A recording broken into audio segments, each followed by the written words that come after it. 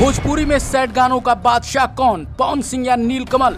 किसके गानों से बन जाती है फिजा, खिल जाते हैं दिल के कमल? कौन अधिक रुलाता है, किसके गाने चीर देते हैं दिल? इमोशनल गानों का भगवान है कौन? कौन आंसुओं का समंदर है? कौन गानों से कहर ढाता है और कौन दिलों के अंदर है? इस वीडियो में पवन सिंह और नीलकमल सिंह की करेंगे तुलना। इनके सबसे बेहतर गानों से आपको कराएंगे रूबरू। तो चलिए वीडियो शुरू करते हैं, शेयर जरूर करिएगा। दोस्तों, भोजपुरी में इमोशनल गानों के दो सबसे बड़े बादशाह हैं, पवन सिंह और नीलकमल सिंह। हालांकि बार बार दोनों की तुलना होती है। कोई कहता है कि सैड गानों के लिए नीलकमल सिंह बेहतर हैं, तो कोई कहता है पवन सिंह बेहतर हैं।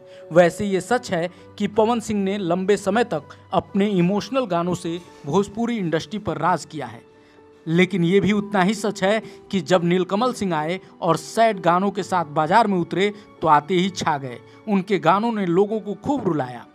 प्यार में टूटे हुए लड़कों को तो नीलकमल के गाने जैसे इतना रुलाते थे कि सब उनका दीवाना बनते चले गए। जो जादू पवन सिंह ने चलाया था, वही जादू और प्यार नीलकमल सिंह के लिए देखने को मिला। बाद में कुछ लोगों ने ये कहना शुरू कर दिया कि नीलकमल सिंह ही सैड गानों में पवन सिंह से आगे निकल जाएंगे। हालांकि कभी भी नीलकमल सिंह ने ऐसा नहीं कहा। वो हमेशा से ही ये कहते आए कि पवन सिंह मेरे बड़े भाई हैं, मेरे गुरु हैं। सच्चाई भी यही है कि पवन सिंह और नीलकमल सिंह की तुलना नहीं हो सकती।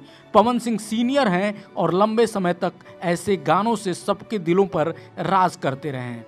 लेकिन नीलकमल सिंह ने जिस तरह से सैड सॉन्ग से अपनी पहचान बनाई है, वो बताता है कि इस लड़के में काबिलियत कूट कूट कर भरी है। इन दोनों